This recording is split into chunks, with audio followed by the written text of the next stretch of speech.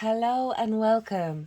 This is the All 12 Signs video series for the first of two Capricorn full moons that we're having this Cancer season. Ishala diala maoto fiela.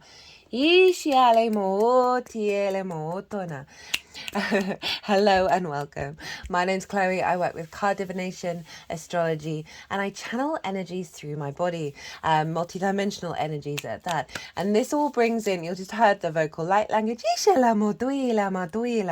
as well as the physical light language that you see with my hands.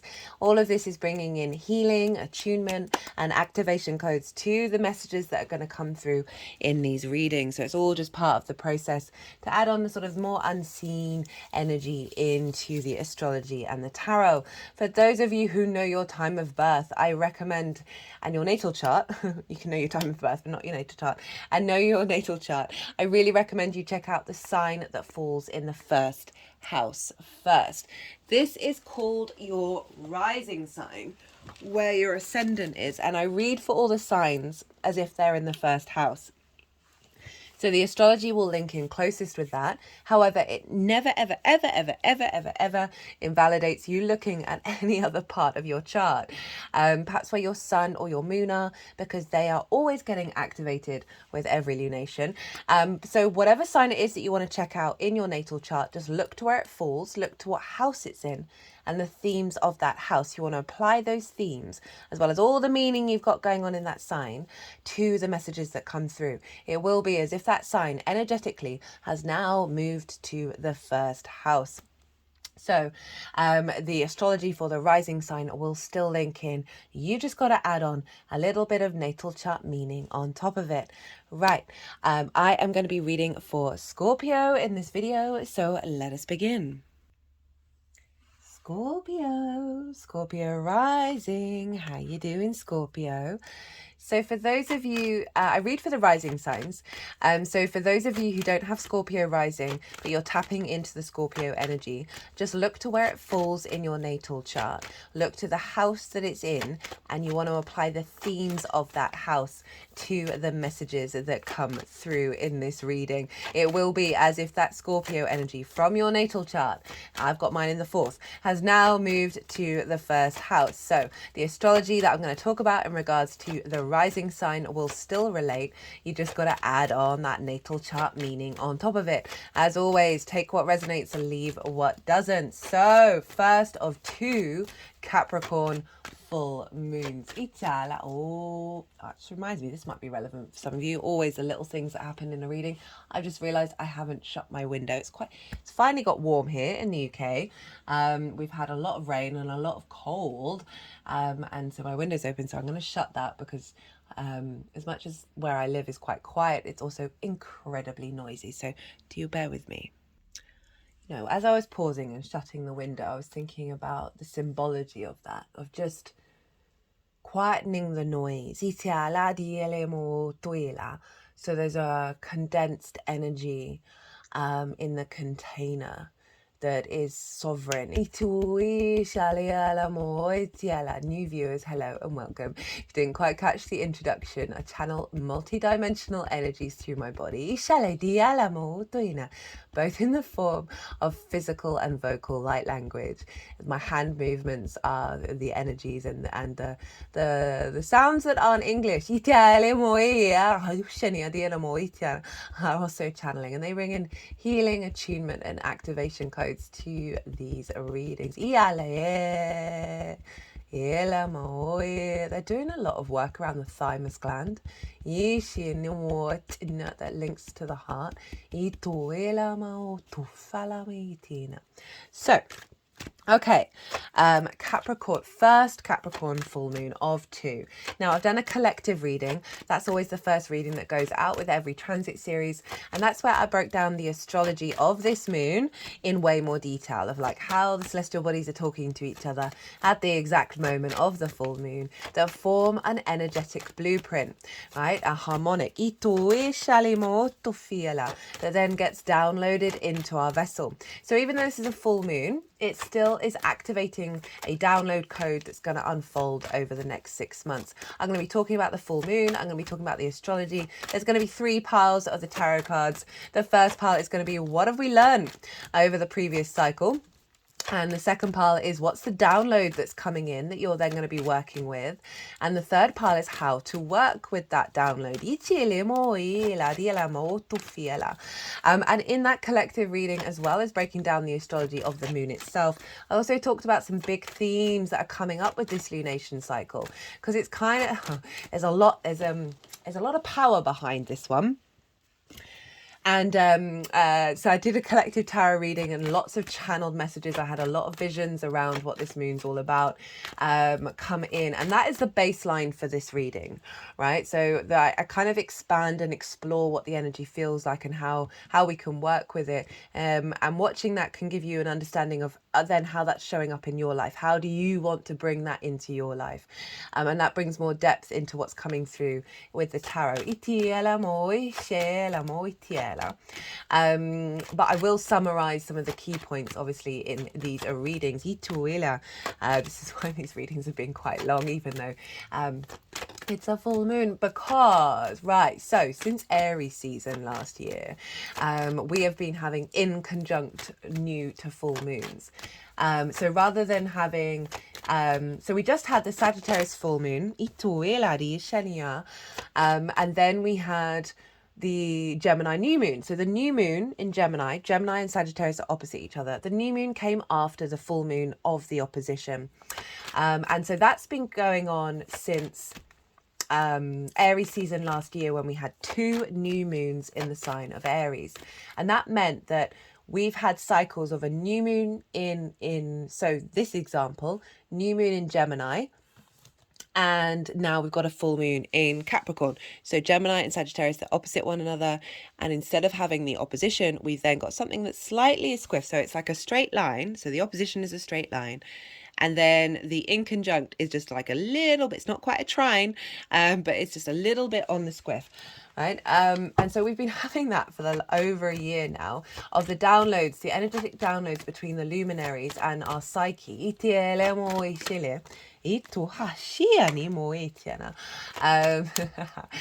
that the High Priestess was coming out as I was saying that. Have been in conjunct, and in conjunct energy is a bit discombobulating, because it's usually 6 different energies that don't have things in common with one another, trying to figure each other out. I talk about that all in the collective reading.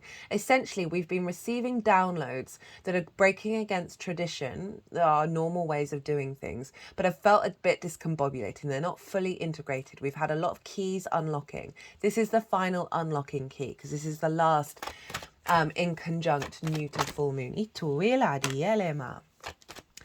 And so from the new moon in Cancer, which will be the next lunation, and then the second full moon in Capricorn, they're going to be opposite one another. They are a straight line. So there's an element of everything that we've been working on being streamlined. So it's pretty, there's a lot going on with this cycle of these 3 moons. And the other side of it is that we have the nodes where the eclipses are in Aries and Libra. Now, Capricorn and Cancer square Aries and Libra. These are all the pivot points of the year. We're coming up to the summer solstice, which this moon is a couple of days after. I've done a really little mini oracle reading for the summer solstice, so you might want to check that out to tap into that vibe.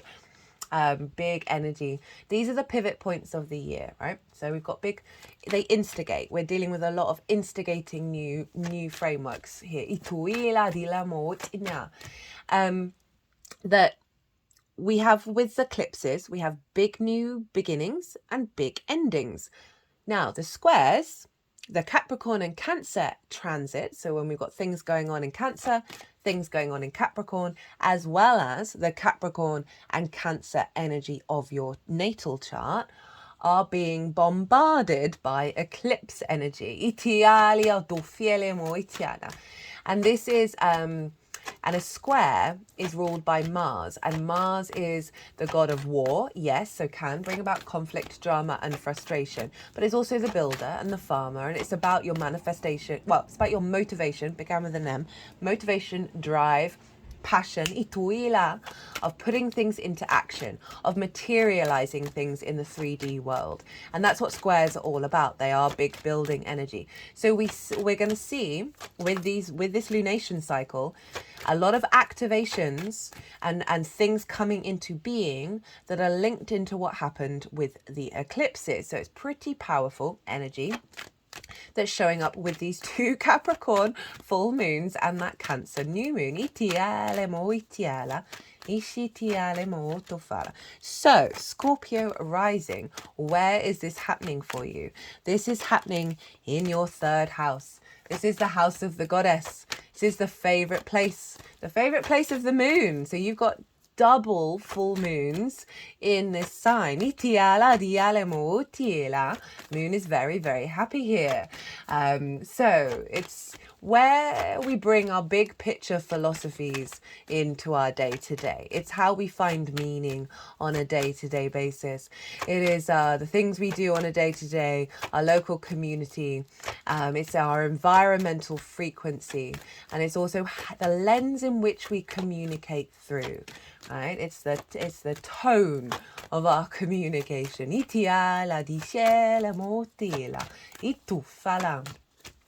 It's also linked into schools and therefore learning something new for the first time, as well as short distance travel. And short trips. So you've got this beautiful full moon. Now, full moons do represent a sort of an ending of a particular part of a cycle, but we all know there are no such thing as endings. Energy is just constantly transferring and transforming. And so, but a full moon, the full light of the sun is shining on the moon. The moon represents our intuition, our emotional body, our nourishment, and our needs, and whether they are being met or not. And so we can see a celebration, a raising up of these elements. Heightened intuition, heightened sense of nourishment, heightened sense of your needs being met in the area of the third house, right? Of your day-to-day. Just finding a bit more joy, finding a bit more meaning, being able to express yourself very intuitively. Maybe going on a short distance trip, as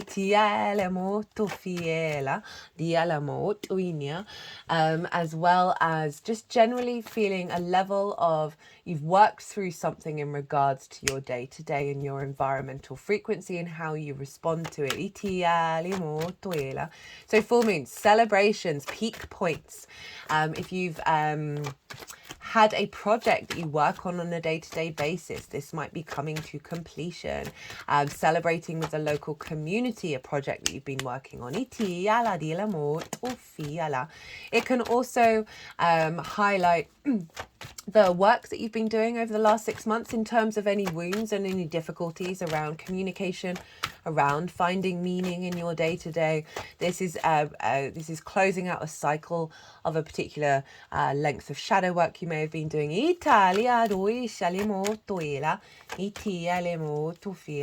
And a full moon can also highlight that which we need to look at in the next part of the cycle, because we get that download and then we integrate it leading up to the new moon in Capricorn, which will be in Capricorn season. And we're going to have 2 downloads, these two full moons that we're going to be working with over the next 6 months. And one is more maverick in its energy, and one is more straightforward. And I really like the combination of those two working together, especially in the sign of Capricorn. Capricorn is ruled by Saturn. It is the collective earth sign. It's called the mountain goat. Is the capacity to climb every mountain, right? A sense of dedication, of duty, a sense of connecting to the earth cycles and your place on the earth in terms of legacy energy, because it's very sort of long-term thinking. There's a seriousness, there's a level of authority around Capricorn. And so there's a real boost here of a confidence of authority in the way that you communicate, a confidence in your commitment to your longer term cycles in regards to how you find meaning on the day to day. Ooh, cards are being pretty specific with you, Scorpio. I mean, we could just do the reading with the Eight of Wands and the High Priestess. I'm down for that. We'll see what happens.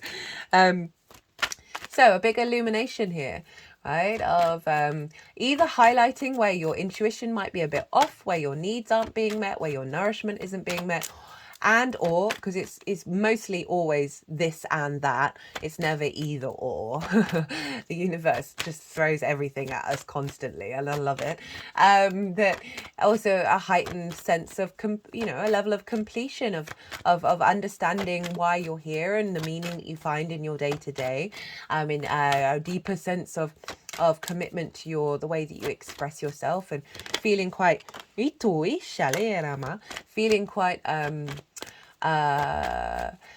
nourished by your capacity to engage in the 3D world on a day-to-day basis. It may be that you started a course at the beginning of January when the new moon in Capricorn was, and now you're celebrating the end of that course, or just generally just learning something new, and now it's being integrated and implemented. It doesn't just have to be a course. It can just be like, oh, I've had this practice that I've been doing on and off regularly for the last 6 months, and now so often we can put practices into practice, obviously, but there's the level of when it gets embodied, when it becomes more instinctual, where it's not, you're not having, so just sort of thumping the heart chakra with the deck.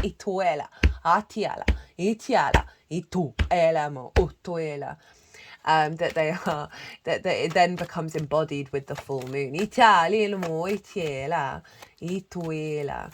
right reason why the moon loves being in the third is because she ebbs and she flows, and we do lots of different things on a day-to-day basis. It's so important to make sure that we allow ourselves more to break out of stagnation in the third house. So let's get into the astrology. Well, the moon is over in the third, and we want to look to where the sun is. The sun is in the sign of Cancer, fellow water sign to you, Scorpio. Oh, that reminds me. This moon, rewind. This moon in Capricorn is sextiling your Scorpio energy. So your rising sign is your embodiment of self. Right? It's the lens in which you move through the cosmic waters. It's often a reason why other people see you in that way, because they're not necessarily seeing what's going on behind the scenes. It's your body, your character, your sense of self. It's a very powerful house. Speaking of power,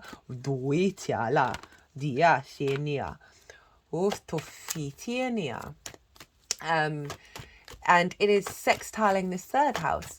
And a sextile is an aspect of Venus, so you have a harmonious energy feeding into you with this lunation cycle. It's the same with the Cancer new moon. That's a trine. It's another harmonious energy. This is all very yin in nature. You're both earth and water are yin, the night energy. And a sextile ruled by Venus. What does Venus want to bring in? Well, she wants us to feel good in the 3D world. She wants us to connect and be in harmony, be creative, find play in our lives, and bring in a state of abundance. It is all about connection, the sextile, an appreciation of that which is familiar but a little bit different. I do apologize. I'm having to pause. I feel a cough is coming up, and I do not want to inflict that on anybody. Apology, Scorpio. The sextile, so it's all about, it's very free-flowing energy, because you're both yin in nature, so you have the root essence in common with one another, but you're different elements and you're different modalities, and this is where we can bring in some more playfulness. We can explore different avenues and connect the dots, right, and have a deeper sense of value around the way that you express yourself, the way that you communicate, being able to implement this upgrade that's coming in with the full moon into how you take action of the first house, how you embody that.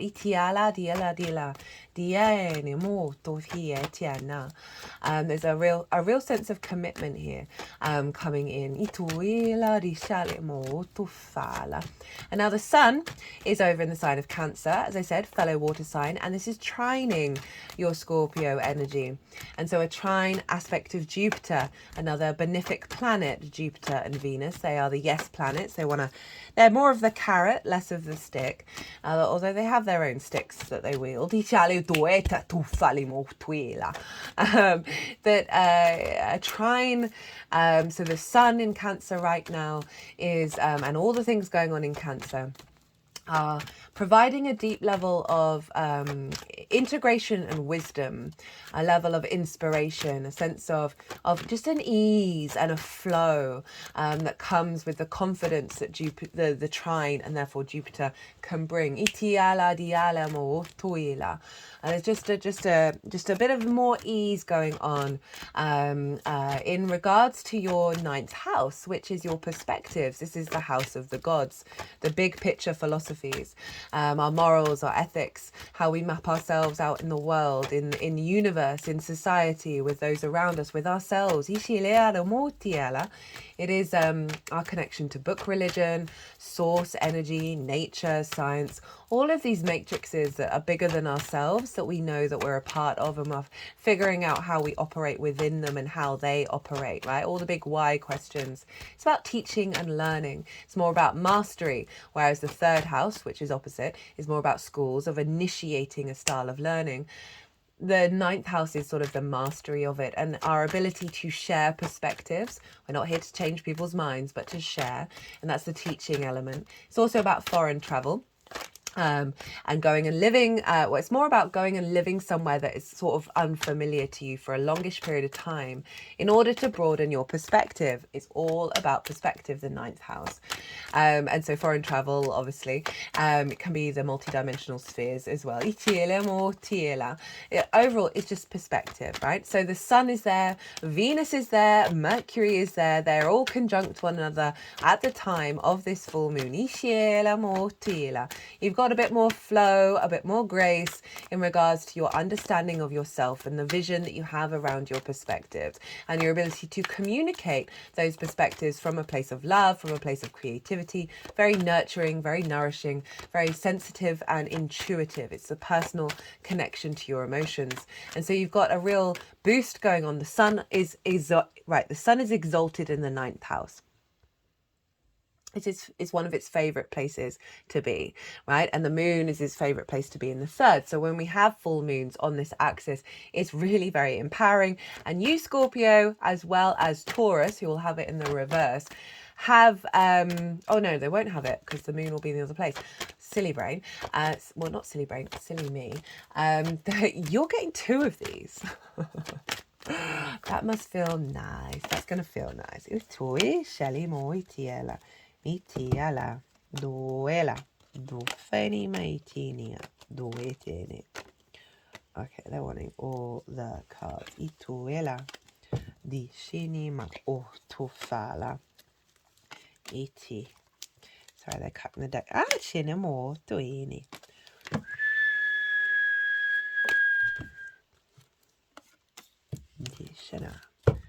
And the world card at the bottom of the deck. So the sun is illuminating your perspectives for you and your capacity to connect to those with Venus and Mercury and bring them into your 3D realm, bring them into your day-to-day. I love the third house. I think it's incredibly important for our spiritual alignment on this planet, that we are here and every little moment has the capacity of bringing a sense of joy, a sense of meaning, whatever that is. And it can also do none of those things and still be perfect in and of itself, right? It's not always the big picture. It's the little things make up that big picture. So when we got a full moon here, it can highlight where you might be out of balance in terms of bringing that meaning into your day-to-day from your perspective. It may bring up a wound, a limiting belief for you to then work on over the next 6 months with the combination of this second full moon. I'm so intrigued about what will come through and how they layer. That as well as you know, when we have an opposition, it can be in balance, where you're more in harmony. And I feel this with Venus being there, more in harmony with your sense of connection to that perspective and your ability to bring it into the 3D world.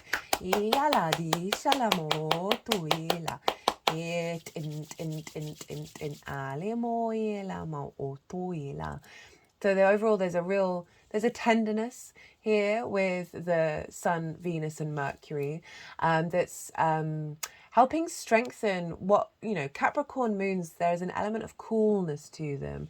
They're ruled by Saturn, which I will get to. There is a level of detachment because they're just thinking long term, right?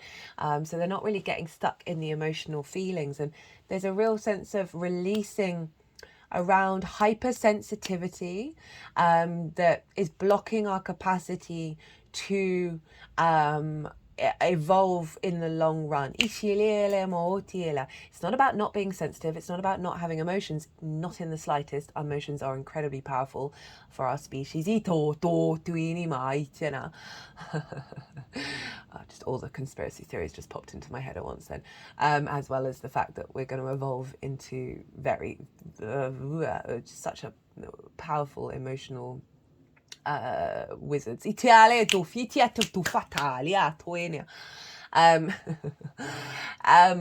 was I saying? Yeah, that this can really bring things into balance, bring that softness, especially with the pile up going on in Cancer.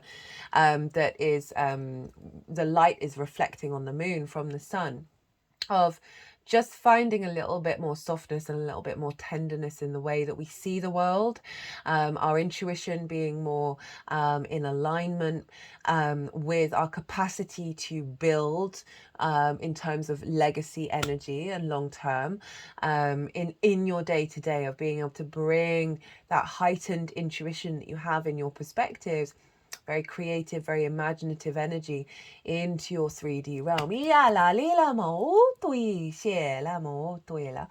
Now, in terms of the other astrology, there's lots going on, and I talk about it all in the collective reading. But Saturn rules Capricorn. So whatever's going on with Saturn is impacting what's going on with the moon. And Saturn is over in Pisces. So of all the signs, Scorpio, you have an activation of all the water. You've got Cancer going on, you've got Saturn in Pisces, and you've got your Scorpio energy. Now, Saturn in Pisces is in your 5th house. This is your house of your creation energy, your house of joy, your house of pleasure. It's linked into play, amusement, games, children, literal and figurative children, such as your inner child, and creative things you birth into the world. It's also about romance and dating. But overall, it's the house of joy, right? Saturn being there. Saturn can often be a heavy, restrictive, no planet. Very mature, very serious, cause and effect, responsibility, due diligence, all of these things, commitment, hard work, integrity, and your legacy. All of these are great energies, by the way. I'm mocking them slightly just because they're in the 5th house of joy, which is usually Venus's favorite place to hang out. So Saturn being in this sign, it's you've got it for a little while longer. It's leaving in January next year. Has probably put you through a bit of a ringer in regards to how you connect to your joy, how you connect to your creative energy. But trust and believe, all it's doing is really solidifying your creative foundations.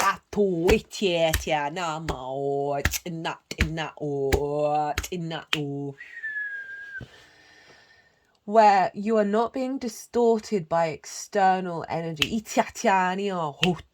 and being able to see things clearly and find an ability to commit to manifesting your creation energy, your joy and your pleasure at a deeper level. So Saturn over in your house of joy. For me, Saturn in Pisces collectively is about bringing magic into reality. Pisces, highly intuitive, very synchronistic, very fluky energy, very curveball, like non-linear vibes.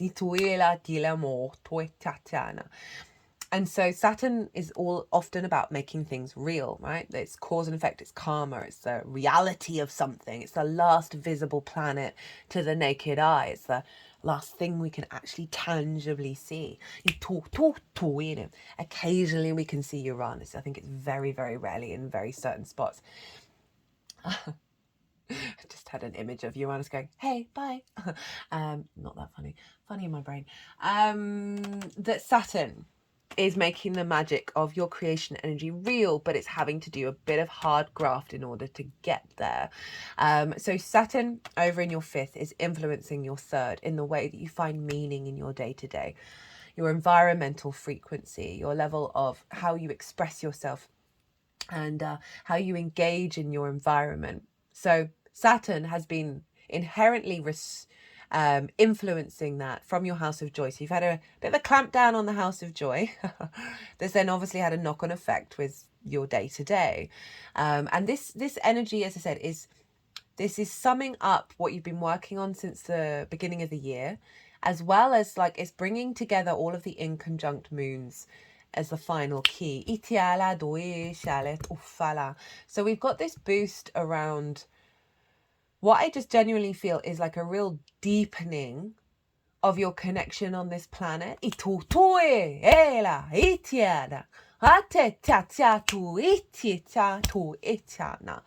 you may have gone through a process of difficulties in order to get there.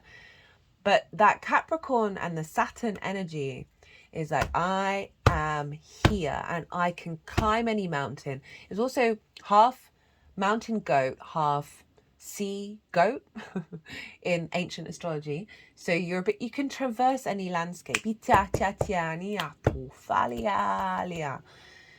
So this feels like a sort of an illumination around that, of bringing that all together. Itala.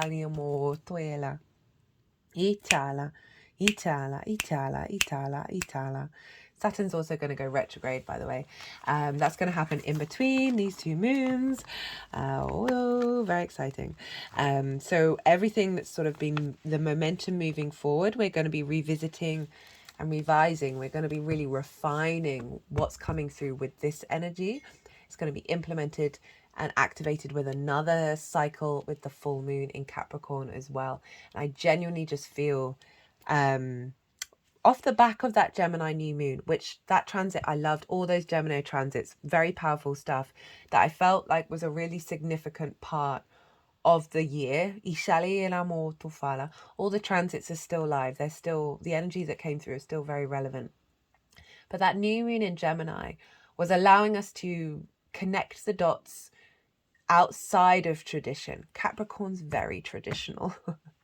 Outside of the, like, this is the path that we have always walked, right? No, that Gemini new moon is giving us the space to integrate a new capacity to walk a different path and commit to it, and not reject it because it's not the tale as old as time. I mean, it fundamentally is, because all paths have always been walked. And that's what I feel. I might write that down. That's what I feel that this is bringing into you, of a new path that was always there, if that makes sense.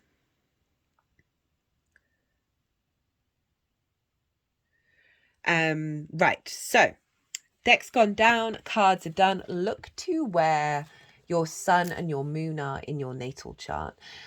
Look to the houses that they're in and the themes of those houses. Those themes are likely to show up around the full moon, as well as if you're going to do manifestation work or tapping into the energy of how to work with it. Bringing in those themes can be really helpful and add on a little more of a personal understanding of what's going on here in this general reading. If you want a deeper dive, my website is in the description box, and if you want to go further in regards to your natal chart about this transit, anything else, do drop me a line. So now I'm going to go consciously quiet. I'm going to soften my mind, and the energies that I work with, they are going to move through me. They are going to move all these cards around. They're going to put them into the 3 piles. They're going to do some energetic work. And then they're going to, that's when I'm going to then bring the tarot into the astrology. Ituila. I call you to soften your mind as well. We just had loads of information thrown at you. Let it all settle. And then see what your unconscious, your intuition brings up and tells you.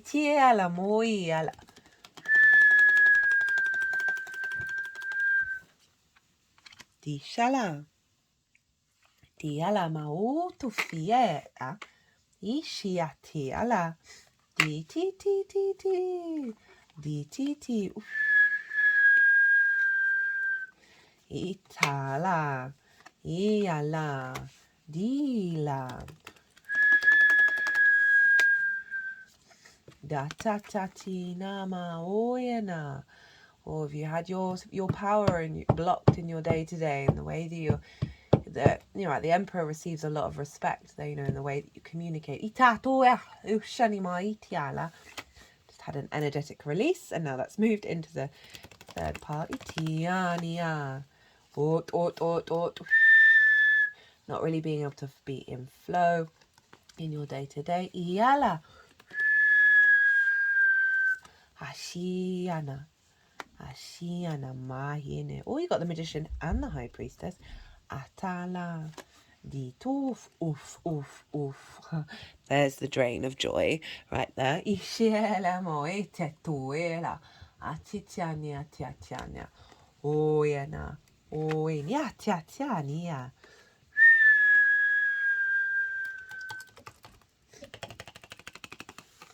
I've got the King and Queen of Swords. Swords have been showing up for everybody quite a lot, and I love that because it's bringing in that Gemini energy.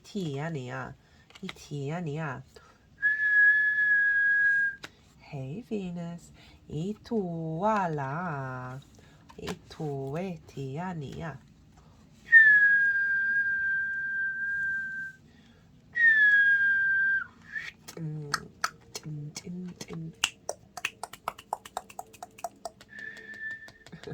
This is Saturn, by the way, the world card. I'm loving how, the lack of joy. Like, hey, Saturn. Ishiele. Duina. Do fala maitu. Hela. Iti ala. Iala. Iti ti ti ti. Iti ti ti ti. Atu. Shania. Di.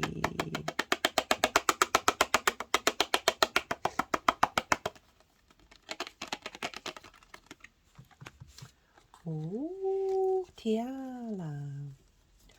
Ooh, tu, tu, tu, tu, tu, tu. Di, iti, iti.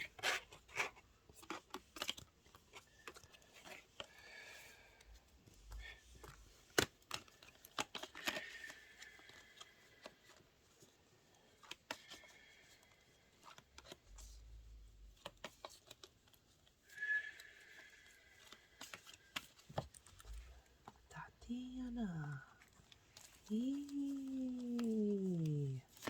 Ituala.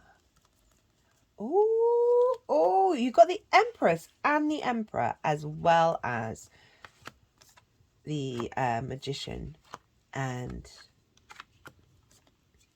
the High Priestess. Sorry, my brain always freezes when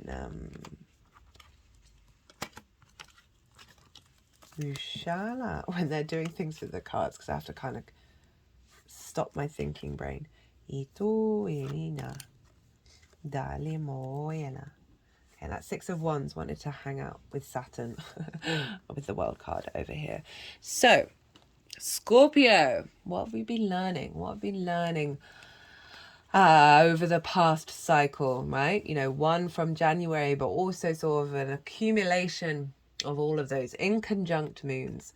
We have the Two of Cups in reverse, the Nine of Swords, the Five of Pentacles, the Knight of Swords, with Temperance, the Hanged Man, the Queen of Swords, the King of Swords, and then the Six of Swords. Lots of swords. So you've been figuring a lot of stuff out, Scorpio.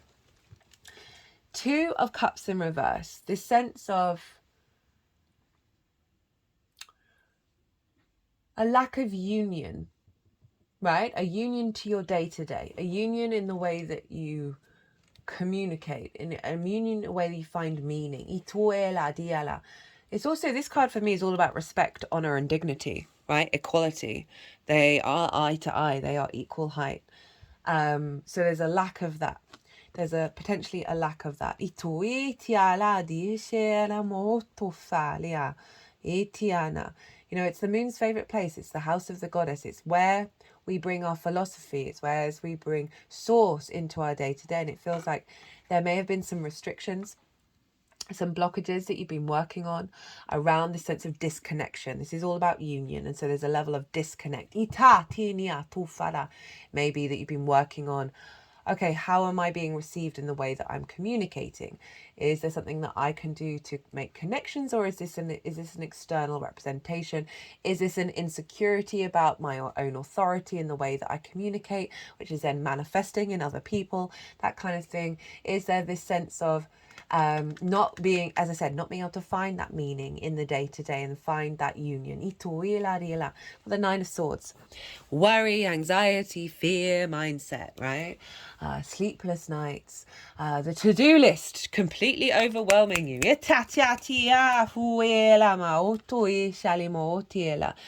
These cards, no, there's not much nourishment here.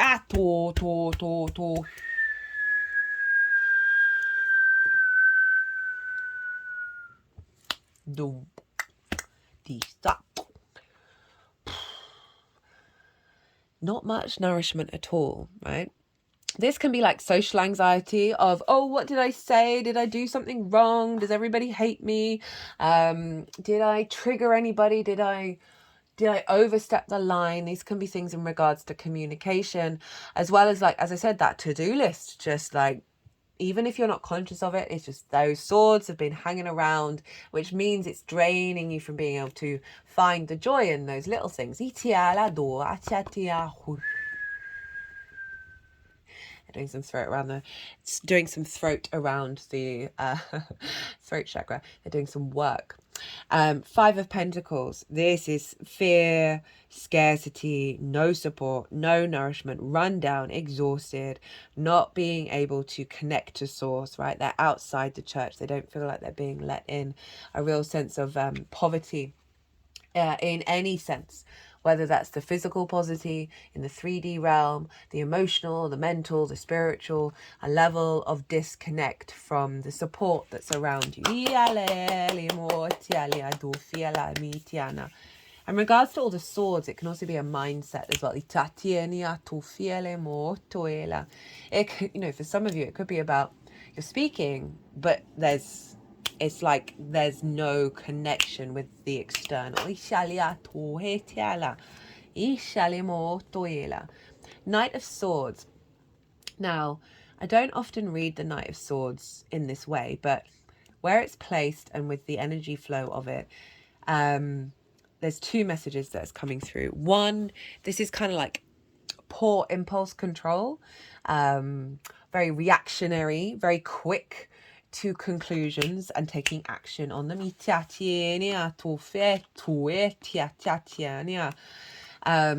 So because of the sort of the worry and the sort of the sense of separation here, right? There's very little nourishment here, that we can be very quick to trigger and be very reactive rather than responsive. And this figure, like, it's the fastest horse. And the reason why I say this, because the clouds are the same clouds as the Five of Swords. None of the other cards in the tarot have that, and I'm not often drawn to it, but I'm being drawn to it. There's a level of what's been coming up in terms of how you process and move through your environment and respond to your day-to-day. There may have been some impulses, some hair trigger responses based on preconceptions that aren't real now anymore. The other thing that I have come through with this is this Knight of Swords charging through and going, right, had enough of this. Off with your head. It's from Alice in Wonderland.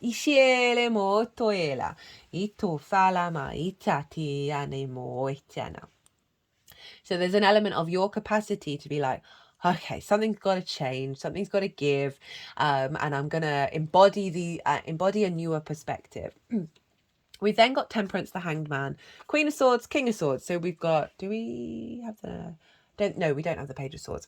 You've got nearly all the Sword Court cards. So it's really saying that this is a if you haven't seen the Gemini new moon transit series, I really recommend it because of all the swords that have shown up here, because it's saying there is a big recalibration from that Gemini new moon that's being implemented in this full moon.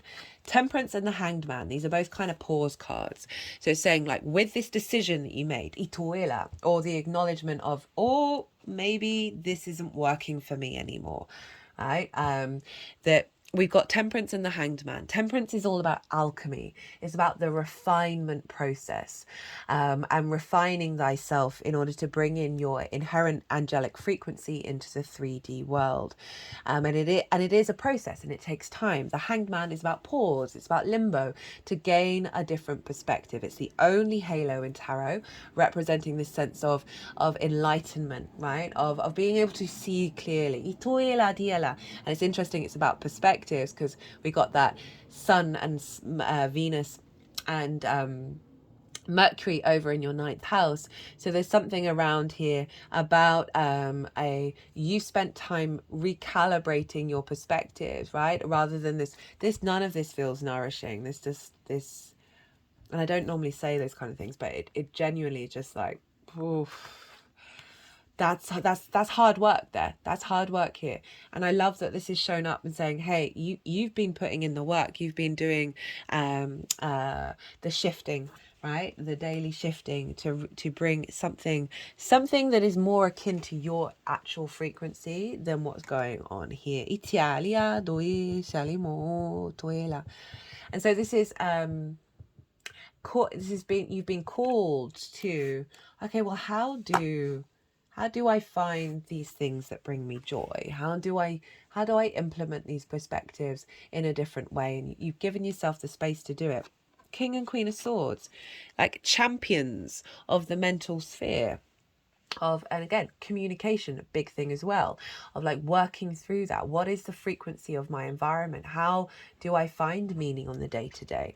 And we've got the Queen and King of Swords. They're a power couple. They are working together to nourish what you've been doing with that Sagittarius and the Temperance and the Hanged Man, of like, through that alchemical process, you are then, implementing it, right? Being a bit cool, calm, and collected, and cultivating this new perspective. Then got the Six of Swords. So this is acknowledging the difficult times, but also acknowledging that you are transitioning into calmer waters with your core essence, your core perspectives, and how you implement them. Yes, it may have been a difficult journey, but there's a sensation that you're feeling that you're coming to the other side.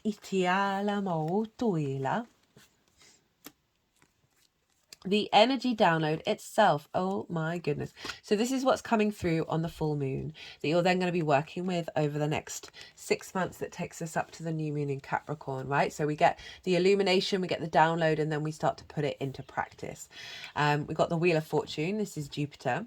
The Eight of Swords in reverse happens to be Jupiter in Gemini. The Eight of Wands, so 2 8s next to each other, which always marks a sense of balance coming in.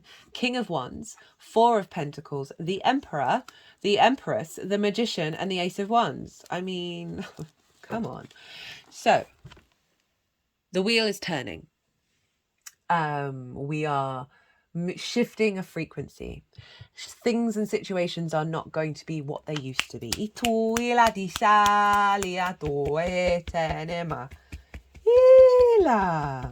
Dia la otofitiania ashatiania.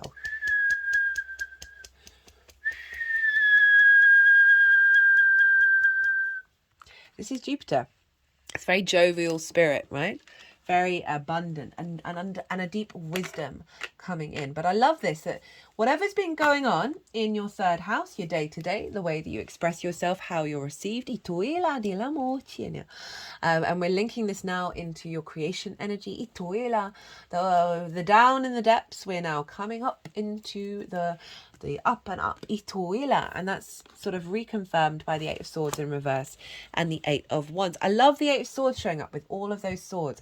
The Eight of Swords is being trapped in a cage of illusion. right? You're not in a cage. These are ideas, preconceptions, constructs that we have about our environment and how we connect to things. This is in reverse. This is being released. Those cages are being released, and you're being brought into alignment with the Eight of Wands, right? Where things are more in flow. There is a sense of instinctive alignment. They're all heading in one direction. It's not about the why or the how, but there's a faith, there's a knowing that they're going to land, where they're going to land. And overall, this is one of the fastest moving cards in the deck. So there's with the Wheel of Fortune, there's a big shift happening where you are, as I said earlier, like that commitment to your joy and bringing it into your 3D. That is not having you in this sort of stagnant fear response. The King of Wands, again, a lot of movement with this card. This king's about to leap off the throne. Very passionate, very courageous, very instinctive. So there's something around your instincts here with these two fire energies showing up that is being calibrated, because it's not the emotions, it's not what you think, it's not what you feel, it's the compulsion to get up and do the thing. There's also a level of authority and maturity with that King of Wands in how you understand the world, how you understand your day-to-day, and how you express that. It feels with this Ace of Wands of like a relighting of your fire. They just put my hands over my ears. So, and it's interesting, while I'm speaking, it sounds different. So there's something about a resonance in the way that you communicate. Remember, I shut that door of that window, to clearing out the noise, clearing out the clutter, shutting this out, in order for you to come into alignment, and that the frequency in which you're communicating is shifting. And how you're heard. Woo! Okay. Four of Pentacles, the Emperor, the Empress, the Magician, the Ace of Wands. I really love this combination of cards. So, this is you in your power. Your frequency is protected, and therefore you're able to manifest in the 3D world from a sovereign place, feeling very secure, very confident, and being able to do and create. The Emperor and the Empress, a real sense of unification here, of self, of the King of Kings, the Queen of Queens, right? Of the wisdom of your experiences and the joy of existence. Coming into union. Now, we have Saturn governing it from the 5th house of creation energy, but it's also romance and dating. So for some of you, this may be about an alignment with another person, where it may have felt difficult before, that now you're able to communicate better, your perspectives are in alignment, there's a sense of alignment coming in, where you're both standing in your own power and you're able to communicate with one another. The Magician with the Ace of Wands, right? Love this for the 3rd house, right? This is like, get your ritual on the day-to-day basis. And ritual is absolutely anything that we just put meaning into. This is your activating a capacity for you to manifest from the way that you communicate, from your day-to-day, right? And finding life a little more playful, I get with the Magician at the moment, let's try this, let's do this. Knowing that you've got lots of resources around you that you can create and manifest. And also, I see this in terms of how you're received by your communication, of being seen as the magician, of someone who is creating things, who has the capacity to manifest from the words that they're saying. And I don't mean the inherent nature of the words, but just that you are being seen as more on stage. And there's a level of respect with the King of Wands, Emperor and Empress behind that. Ace of Wands, that relight my fire, right? Big, passionate, virile, vibrant energy. So a life giver. In your day to day. And how you find meaning. Reconnecting back to your spark of spirit. Really finding a higher level of vitality. So we have for the tools to work with this energy, the Star, the Page of Pentacles. I knew there was a page, wasn't the Knight of Pentacles, Page of Swords, Two of Swords in reverse, and the High Priestess. The Star, what I'm getting loudly from this is calling you to step into your unique self and find a level of confidence in that is going to provide a deep level of healing to your internal vibrational frequency that's then matched in the external. I feel like the external frequency is recalibrating to facilitate this. You know, this figure, she's unclothed. She's rid of masks. There's an element about derobing. Whether that's you walking around naked in your garden or around the house, or just being aware, we're multifaceted beings. So we've got different versions of self, but there are certain selves that we know is a mask rather than a part of ourselves, if that makes sense. And this card's really calling you to look to that, and to pull back the layers around like the smallest thing you find joy in the day-to-day. Like the moon for me, like she's there, she's always there, and she's free, and she's damn beautiful, right? Of creating time to look at the moon or whatever it is that in that little moment is tapping inherently to something very pure within you that is providing one, deep healing, and also alignment. This is also the card of hoping and dreaming. So I feel, as well as, get your fantasy on. Get dreaming about possibilities that you may never, with this lack of nourishment, of allowing yourself to play without any, in terms of fantasying and dreaming, without any expectations around whether it's going to manifest or not. It's about daydreaming. But overall, this is also about self-care. And so finding more time to give yourself self-care, and as well as speaking very authentically, as difficult as that can be in the way that you express yourself. Page of Pentacles. Again, another aspect of communication. I'm liking this energy is in terms of how to work with this is acknowledge, right? Pages that have just got into the court. They are so excited. They want to talk to everyone. They want to learn everything, right? They are over the moon at something that your energy might inherently feel a bit jaded by. That this is really calling you, again, playfulness. And also it is also representing the acknowledgement that something new is coming in, a new way of communicating, new opportunities of meaning are coming in, and to not lose focus on that.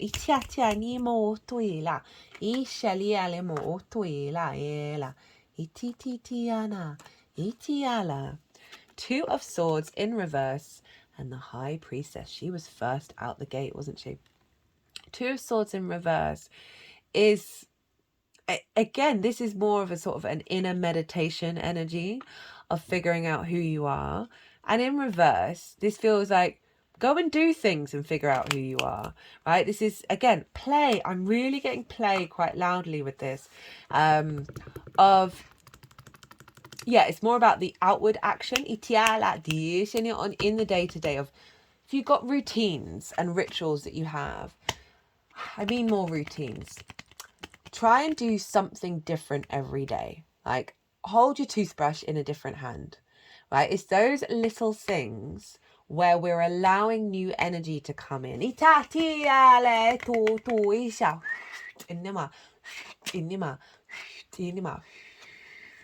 That it isn't about the being in the stillness. It's about exploring and doing lots of different things that is going to help activate this integration. We've then got the High Priestess. And this is asking and calling to tap into a level of faith. Right? The High Priestess, and it's not even faith, it's knowing. Knowing that you are drawing towards you that which you need, right? It's funny that you've got the Magician as the download and then the High Priestess as the recommendation. Now, I've been talking a lot about the Tao in recent transits. And for me, the way of the Tao is to step out of the way of our true nature, to trust in it, and then see what we instinctively do from that. And it's really hard to do. It takes a lot of observation to figure that out.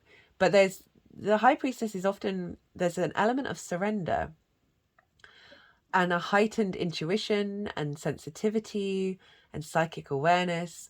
So this is, to amplify it is, I said play. Allow your intuition to guide you.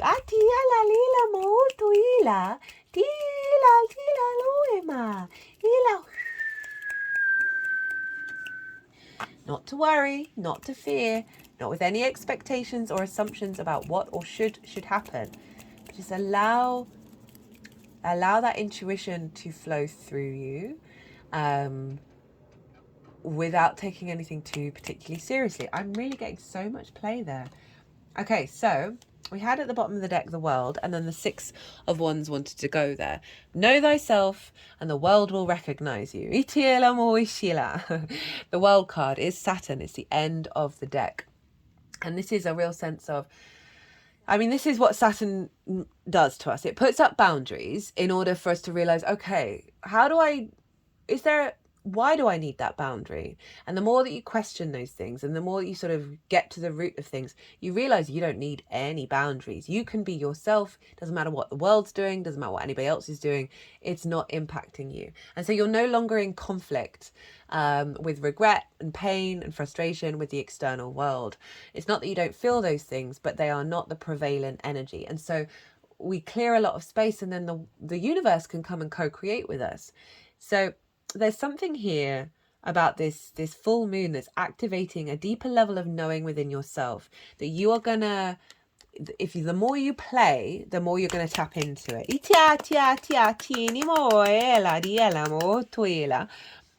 And then we got the Six of Wands. So this is all about, this figure has gone and done a thing, and they're coming back, and the thing that they've done, everybody really damn well appreciates, and they're about to have a massive banquet. We've got the victory wreath here, both on the Ace of Wands, as well as on this figure's head. That there's recognition, there's appreciation, there's a sense of value for this energy. And so if we think about the way that you communicate, I can see that being reflected as I was feeling a lack of nourishment, a lack of connection. This is all about being appreciated. And this figure is getting a massive banquet. They're getting all the nourishment they need. If we take the outside world out of it, there's what you're going to unfold, and the meaning and the depths that you're going to find. You're going to feel really good about it. You're going to be like, that was worth doing, right? There's going to be an end result that's going to be pleasing and give you a sense of feeling victorious in your soul's adventure. Right, I'm going to get one oracle card. This is the Shaman's Dream Oracle.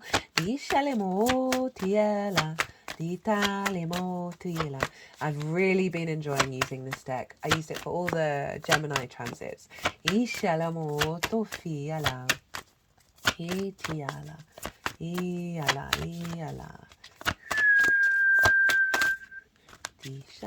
What does Scorpio need to know in regards to this full moon, first full moon in Capricorn 2024?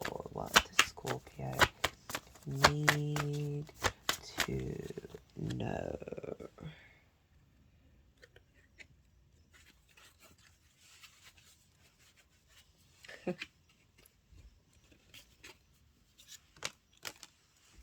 Okay, we've got 2 cards. We have possibility for union. That's hilarious with that 2 of cups. And the disowned self, the root girl. Oh, that's interesting. They're 46 and 47. Yeah. Oh, wait. Yeah, sky bridge. Possibility for union. What needs to be connected or disconnected. You stand before a seemingly unbreachable abyss, and there is no possibility of retreat. The past behind you is no longer a viable option. You have to act soon, though, or you run the risk of being stuck at the edge of the cliff.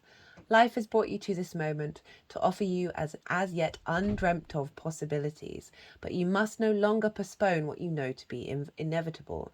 And yes, you are allowed a breath or 2 before the leap, so take a bit of time to yourself. Get away for a day or 2 of contemplation, or even just a few minutes walk to clear your head. Muster your courage so that you may cross the sky bridge. The sky bridge appears when the moment is absolutely right for a quantum leap. Life believes you are ready, even if you do not agree.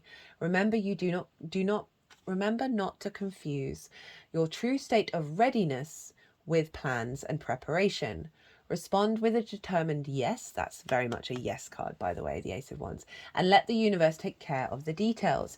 You need only hold on to your positive affirmation, and the way will come obvious as you take flight and clear the abyss. So reading that, I very much felt like this old frequency, right? Sometimes we can hold on to it, right? Scorpio, you fixed water. This says that that's part of your framework, that essentially this energy is kind of like pushing you off the ledge and going, leap, it's fine, you're gonna be okay. The things that you've been working on are going to manifest, like the frameworks, the King and Queen of Swords, this new perspective, it's not going away.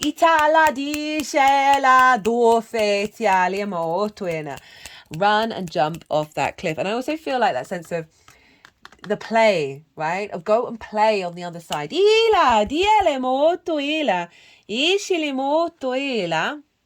And then we have the root girl, the disowned self, hidden beauty, the need for acceptance and love. Root girl sits shivering, unclean and naked, at the base of the tree of self. She is unloved, unwanted, and shunned for her deformities. She has no home, but is safe burrowing underground to dwell near the deepest roots of this sacred tree. Who is she to you? Could this urchin be one part of you that, reintegrated, can lead you to your wholeness and true purpose? That's really interesting. I can't remember if I mentioned it. The 5th house is about the inner child as well, right? The figurative inner child. Ooh, heavy. Love it. This is a part of you, the embodiment of a deeply flawed perception of your failures, manifesting as guilt and shame. When you project envy onto others, or any emotion or instinct that you've learnt to repress or deem unnatural, it's this homeless child self crying for attention, acceptance, and love. You want to lash out, ignore it, push it aside, all the while refusing to acknowledge this ugly quality as belonging to you. But if you would only look into the root girl's eyes and see the beauty and see the unmet need, your unmet need, you would realize, that's so funny, of all the talk of play, oh my God. Oh. You would realize that this is a part of you. Sorry, I'm going to get serious. You would realize that this part of you asks for your compassion and understanding. This part of you was born when you were wounded and were conditioned to believe that you were not whole, that your expression of self is somehow too much or too little. You may have even inherited this creature from your ancestors. That's the lack of union, the lack of nourishment. The star card saying, hey, be yourself, and love thyself. Oh, shiali moitina. Hard. I do know that's hard. Trust and believe. However, I'm just going to read that last line. However, you may have even inherited this creature from your ancestors. Pluto's in Aquarius, in your 4th house of your roots, your foundations. It's in conjunct the sun, and it's inverted to the moon. I talk about it in the collective reading. Your roots and your foundations, your ancestors, both blood and soul lineage, right? No, there's been a lot of big ancestral healing stuff going on in this transit. However, it was this child self came to be. However, it was this child self came to be, curled up at the roots of your sacred tree self. It's time to welcome her into your heart. When you do, everything you've been searching for becomes illuminated, and your path lights up with renewed purpose. When you come to love Root Girl and claim her as your own, accepting her and your humanity, she is transformed, just as you are. Then all manner of magic begins to arrive in abundant form. Look for the beauty. Look at the moon.